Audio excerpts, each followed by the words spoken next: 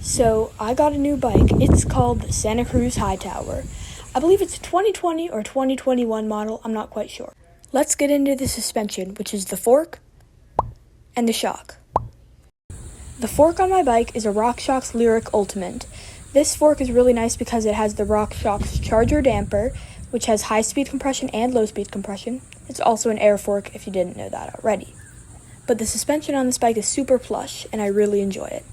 Shock on this bike, however, is a RockShox Super Deluxe Ultimate, and it has 140 millimeters of travel. The front has 150. It's really nice. Moving on to the drivetrain. The drivetrain on this bike is a SRAM X01 Eagle. It is about the nicest drivetrain you can get without it being electronic. Additionally, this has carbon cranks and it shifts like butter. Now moving on to the wheels and tires. This bike has race face arc wheels. They have a 30 millimeter internal width and they're super nice and I really enjoy them. They've got good vibration damping. The rear tire on this bike is the Specialized Eliminator. It's super good traction, but it's still fast rolling. Front tire on here is a Specialized Butcher. These tires are also set up tubeless ready, which means no tubes. Instead, it has sealant. Now it's time for the dropper post. The dropper post on this bike is a RockShox Reverb. It's super smooth, and the lever looks pretty cool in my opinion. Now for the brakes.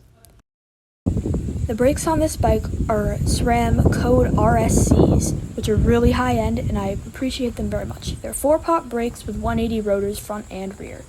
These brakes have reach adjustment, which is this. What this does is it brings the lever in or out to fit your hands.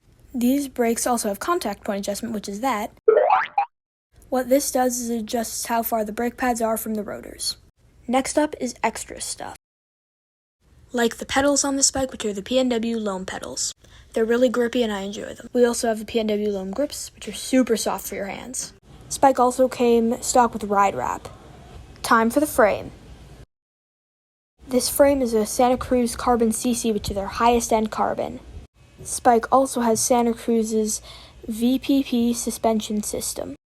Now it's time to talk about price. And the complicated logic behind carbon pricing. As you might be able to see from the scratches on the derailleur and fork, I got this bike used, but generally this bike goes for about $7,000, which makes it really nice. And here's a general overview of the bike. I would say this is an overall thumbs up. I really like everything about this bike, especially that it's carbon, it's got a super good suspension layout.